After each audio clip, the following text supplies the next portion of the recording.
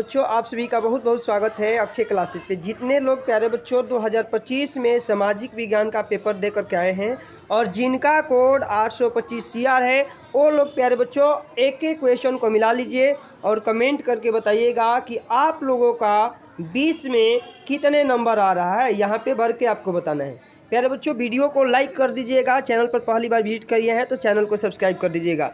चलिए एक एक क्वेश्चन को मिलाते हैं। सबसे पहला आपका खंड अ का प्रश्न है कि 1789 में फ्रांस में राष्ट्रवाद की प्रथम अभिव्यक्ति का क्या परिणाम हुआ। फ्रांस की क्रांति, नेपोलियन का उदय, जर्मनी का एकीकरण या निरंकुश राजतंत्र का प्रारंभ। तो यहाँ राइट आंसर पहला सही हो जाएगा, फ्रांस की क्रांति, ऑप्शन ए बिल्कुल सही हो जाएगा। अब प्रश्न संख्या 2 को पढ़िए। जर्मनी के एकीकरण में प्रमुख भूमिका किसकी थी, ये आपको बताना था। हिटलर की, बिस्मार्क की, मुसोलिनी की या गैरिबाल्डी की। इसका राइट आंसर प्यारे बच्चों हो जाएगा बिस्मार्क की, ऑप्शन बी यहाँ से बिल्कुल सही हो जाएगा। अब हम लोग प्रश्न संख्या 3 को पढ़ते हैं कि आनंद मठ उपन्यास के लेखक कौन थे। बंकिम चंद्र चटर्जी, रविंद्रनाथ टैगोर, शरद चंद्र चटर्जी या विवेकानंद। तो यहाँ राइट आंसर प्यारे बच्चों हो जाएगा बंकिम चंद्र चटर्जी। चट्टोपाध्याय भी देता है, तो राइट आंसर ए बिल्कुल सही हो जाएगा। अब हम लोग प्यारे बच्चों 4 नंबर क्वेश्चन पढ़ते हैं कि महामंदी का सबसे बुरा असर किस पे पड़ा। परिवहन पर, कृषि क्षेत्र पर, तकनीकी पर या उपयुक्त में से किसी पर नहीं।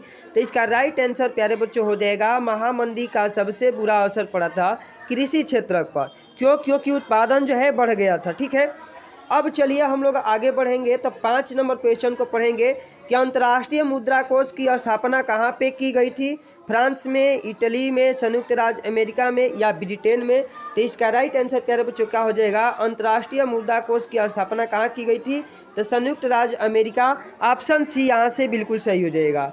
अब प्रश्न संख्या 6 को पढ़िए कि निम्नलिखित में से कौन सा संघीय राज्य नहीं है। चंडीगढ़, उड़ीसा, राजस्थान या तमिलनाडु।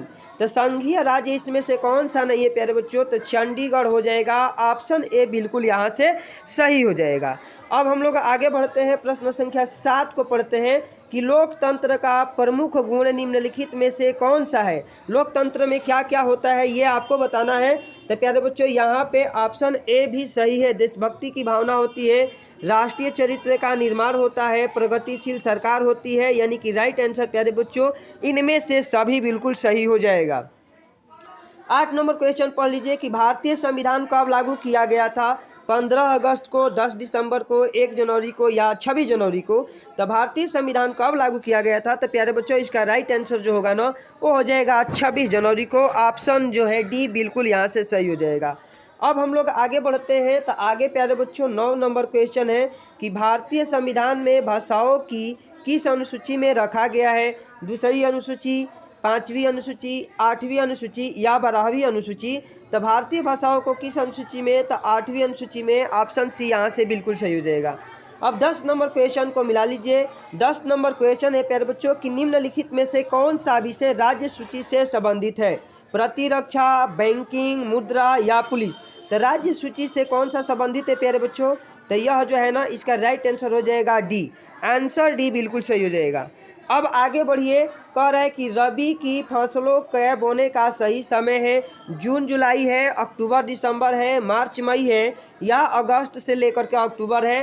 तो इसका राइट आंसर प्यारे बच्चों हो जाएगा अक्टूबर और दिसंबर में रबी की फसलें बोई जाती है।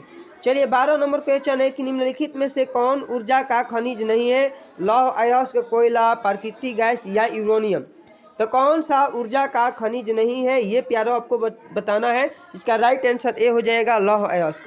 अब आगे हम लोग बढ़ते हैं 13 नंबर क्वेश्चन पर। तो 13 नंबर क्वेश्चन है कि कृषि का आर्थिक क्षेत्रक है। कृषि किस क्षेत्र में जो है कि होता है, प्राथमिक क्षेत्रक, द्वितीयक क्षेत्रक, तृतीय या चतुर्थ। तो यहाँ पे राइट आंसर प्यारे बच्चों क्या हो जाएगा, प्राथमिक क्षेत्रक, ऑप्शन ए बिल्कुल सही हो जाएगा। अब 14 नंबर क्वेश्चन आप लोग मिला लीजिए प्यारे बच्चों। 14 है कि निम्न में से गैर परंपरागत ऊर्जा का साधन है। खनिज तेल, कोयला, प्राकृतिक गैस या सौर ऊर्जा। तो यहाँ 14 का जो राइट आंसर निकल के आएगा प्यारे बच्चों वो आ जाएगा सौर ऊर्जा, ऑप्शन डी बिल्कुल सही हो जाएगा। 15 नंबर क्वेश्चन है कि निम्न में से कौन सा आधारभूत खनिज है। तांबा है, लौह अयस्क है, अभ्रक है या सोना है। तो आधारभूत खनिज कौन सा होने वाला है प्यारे बच्चों, तो लौह अयस्क होने वाला है। सेम टू सेम जो है सुबह वाली वीडियो से प्यारे बच्चों सारे क्वेश्चन यहाँ पे मैच कर गए।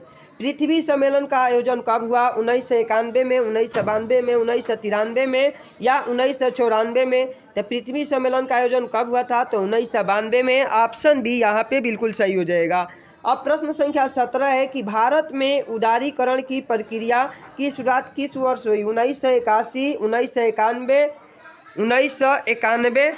आगे प्यारे बच्चों पढ़िए, आगे आपका ऑप्शन है, आगे आपका ऑप्शन है प्यारे बच्चों, ऑप्शन है 1993 या 2001। तो यहाँ राइट आंसर प्यारे बच्चों क्या हो जाएगा? बी हो जाएगा 1991 में। अब आगे बढ़िए तो 18 नंबर क्वेश्चन है कि निम्न में से कौन सा जैव संसाधन है? लोहा है, तांबा है, मत्स्य पालन है या चट्टाने हैं? तो जैव संसाधन कौन सा होता है? तो ऑप्शन सी बिल्कुल सही हो जाएगा।